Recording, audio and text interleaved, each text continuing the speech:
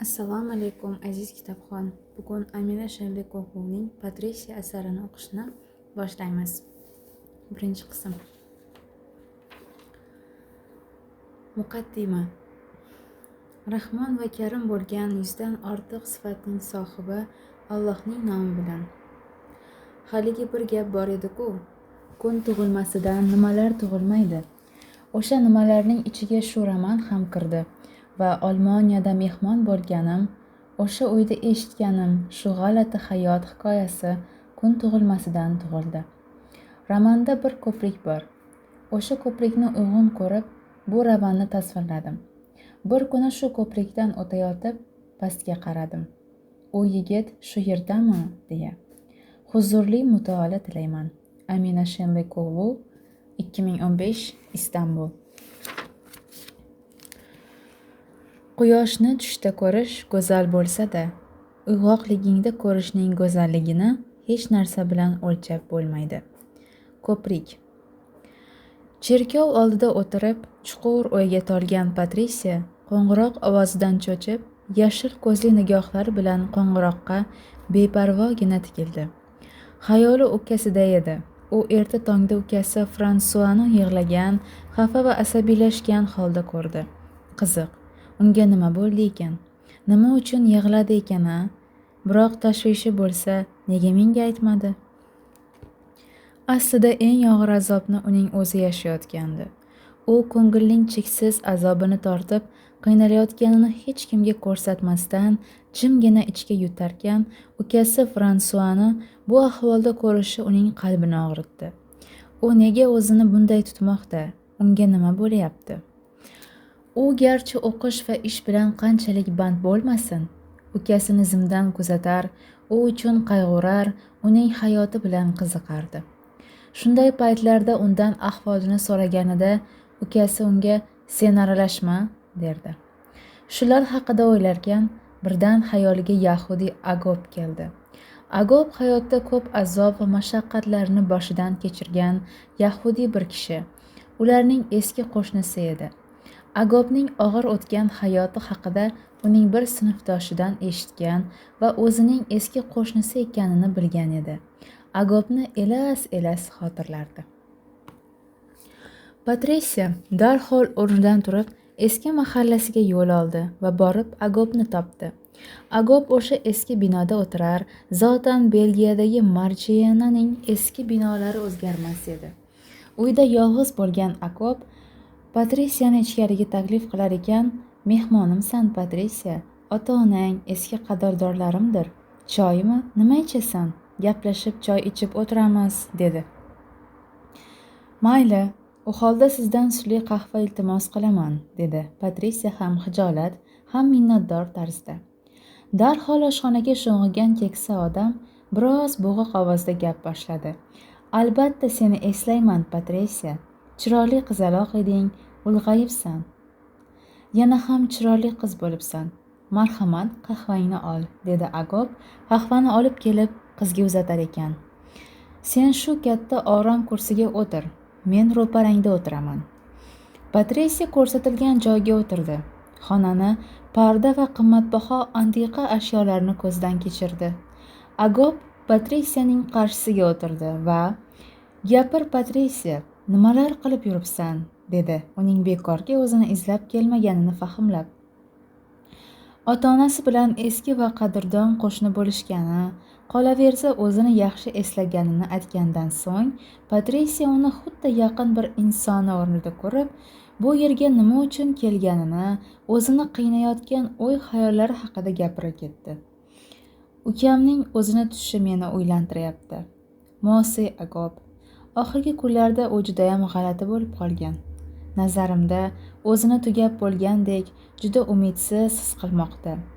Hayotning qadrini, qiymatini bilmayapti. So'nggi paytlarda uni ishonchsizlik, shubhalar, doimiy qanaqadir tashvishlar ichida ko'ryapman. Shuning uchunmi, bilmayman. Uning bu holatini ko'rib, sizning hayotingizni esladim. Menga sizning hayotingiz haqida qisman gapirib berishgandi. Juda ta'sirlandim. Sizdan iltimos qilsam, biznikiga hech narsa bilmagandek, go'yo kutilmaganda kelgandek tashrif buyursangiz, nimanidir bahona qilib, o'tgan hayotingizni hikoya qilib bersangiz, bularni ukam ham eshitsa, hayot haqidagi tasavvurlari o'zgararmikin degandim. Bu iltimosimni qabul qila olasizmi? Patrisiyaning hayajonlanib, albatta ukasi uchun yaxshilik kutib aytgan so'zlarini tinglagan Agop nihoyatda mehribonlik bilan, albatta qabul qilaman Patrisiya, sening onang ayolim Veraning dugonasi edi. Uni shundoq ham ziyorat qilmoqchi edim. Tez vaqtda sizlarnikiga kelaman, Matmuazel Patrisiya dedi. Patrisiya Agopning uyidan umidlarga to'lib qaytdi. Quyosh botayotgandi. Binolar qarshisidagi uylarning derazalarida aksi ko'rinayotgan Fransua qo'llari cho'ntagida, yelkalari tushgandek mashinasi tomon yurayotgan edi. Ba'zan odamlarga urilib ketsa ham buni sezmasdi. Mashinasini haydab borarkan, go'yo u robot edi. Hatto mashinalar bilan to'qnashib ketardi. Bir soat ichida kamida 10 marta so'kinish eshitdi. So'kish eshitib g'azablanmas, aksincha, "Ha, men shunga loyiqman", derdi. Marchiyanaga to'g'ri ketarkan, 1 soatlik yo'l unga haftadek tuyuldi. Psixologik holatdagi vaqti bilan normal vaqt soatlarini, daqiqalarini bir-biriga aralashtirib yubordi. U oilasi bilan birga yashagani uchun dadasining ta'sirida oila qoidalariga sodiq edi. Shu sababli nima bo'lsa ham ko'chada qolmay uyiga kelardi. Radioni qo'ydi. Yoqtirmagan musiqasi eshitildi. Uni eshitishi bilan tog'larga qarab baqira boshladi. "Jin ursin, yashashdan ma'no topolmayapman. Hech narsaning ma'nosi yo'q, hech narsaning mazasi yo'q. Ey tog'lar, bilasizlarmi? Sizlar mendan omadlisizlar. Men-chi, men oilamni xonavayron qildim." Yo'l bo'yi tog'lari aytilgan gaplar aks sado bo'lib, Fransuaning o'ziga qaytayotgan edi. Xavfsizlik chizig'ida to'xtab, mashinasidan tushgan Fransua to'g'ri tog'lar ichiga qarab yurdi. Nima qilayotganini bilmas, farqiga bormasdi. Ko'nglini to'ldirib turgan alam tuguni bo'g'ziga tiqildi-yu, ko'zlar achchiq yoshga to'ldi.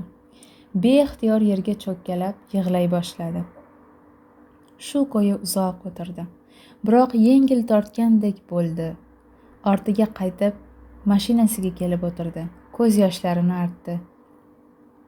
Sharlovaga yaqinlashganida quyosh botib kech tushgandi.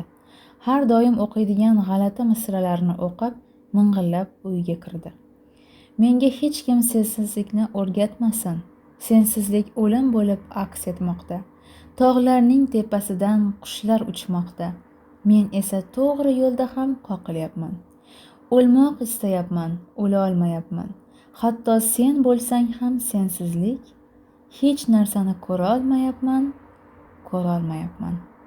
Uyga kirib, stolning ustida bir varaq qog'ozda o'zing nomiga yozilgan yozuvni ko'rdi. Fransua, biz Karinning to'yiga ketyapmiz. Shkafga tort, qozonda esa ovqat bor. Mushukka sutini berib qo'y, onang, deb yozilgan edi. Yoshga to'lgan ko'zlari bilan xatga takroran qaradi. Onang.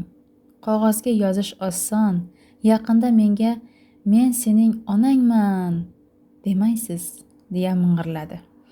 O'rnidan turib, mushukning sutini berdi.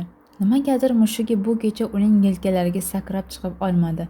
Osilib u bilan o'ynamadi. Bu ham unga ta'sir qildi. Fransua tushkun kayfiyatdan chiqa olmayotgan edi. Qayerga borsa, qayerga qarasa xuddi hamma joy qattiq va tor. Hamma narsa bir xil rangda tuyulaveradi.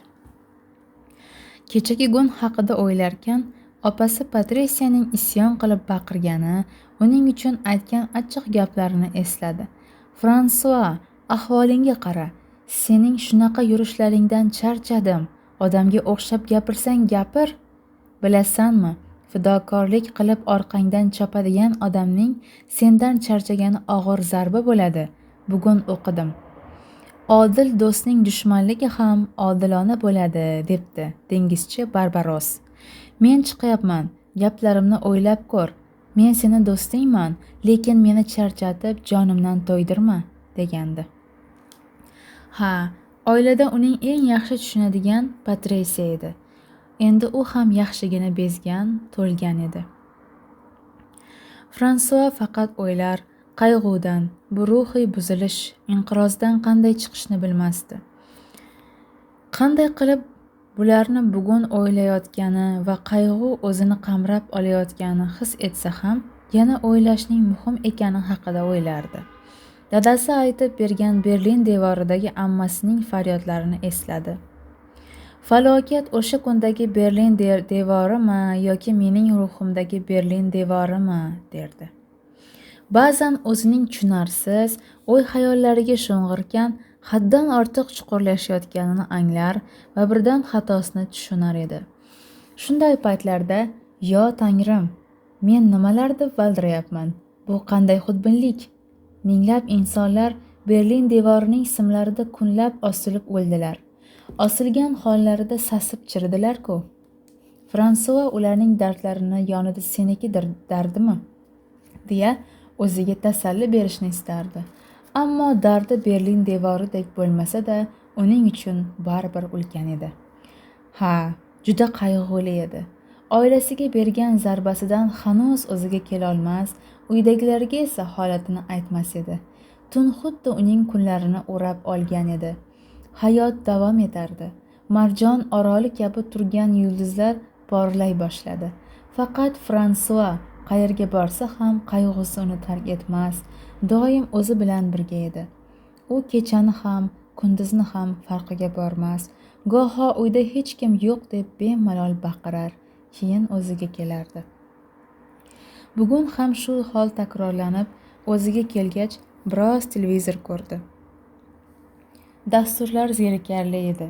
Insonlar qanchalar g'alati, arzimas narsalarga kulib, oddiy narsalardan ham baxtli bo'ladilar. Siqildi.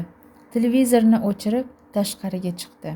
Biroz ochiq havoda yurib, to'yib nafas olsa, balki yaxshi bo'lar.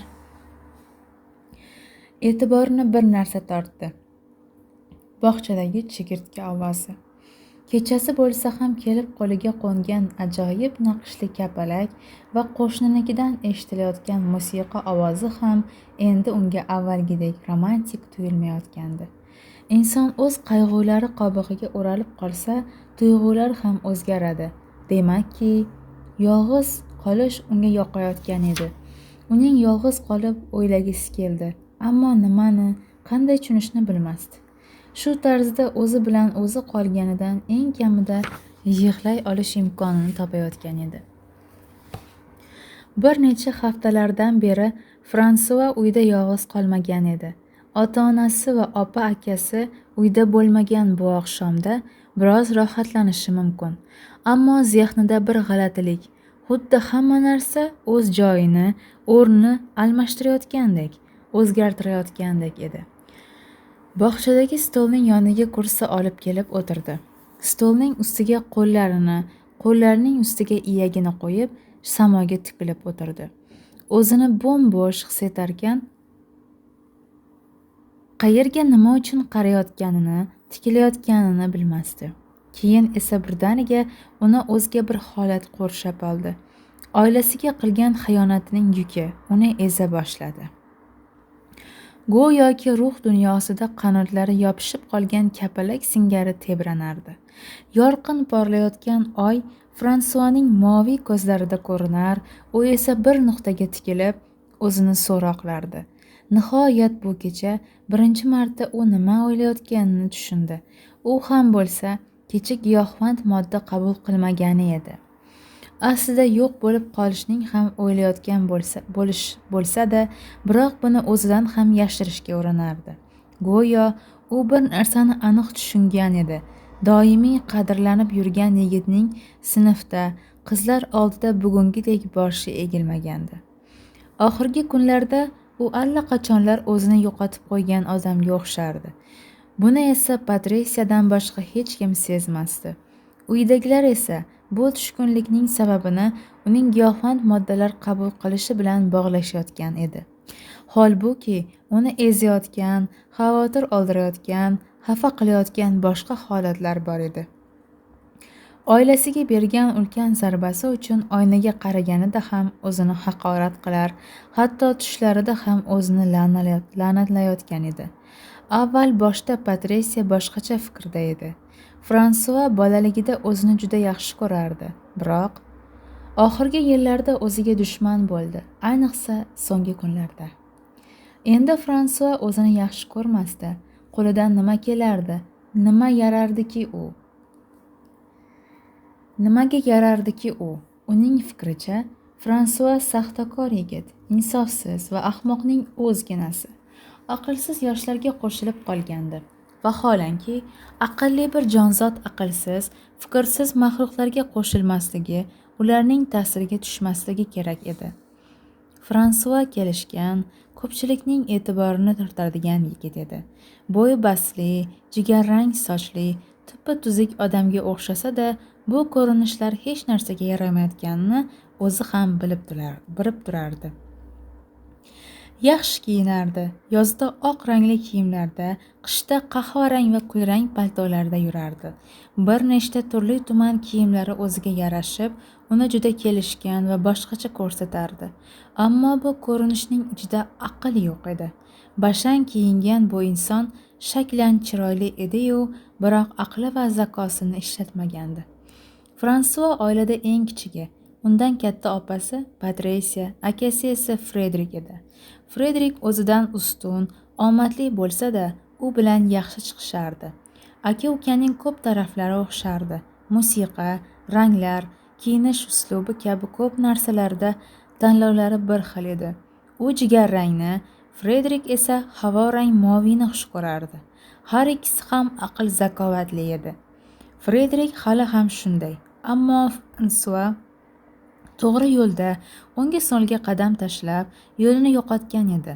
Opasi, akasi, ota-onasi uni hammasi yaxshi ko'rishardi, ammo Fransua bu sevgini suiiste'mol qilgandi. Giyohvandlikka o'rganib, katta miqdordagi pullarni sarflab, oilaga dars yetkazdi. Eng oxirgi xatosi undan ham battar. Oilani xonavayron qiladigan harakat edi. Faqat buni hech kim bilmasdi.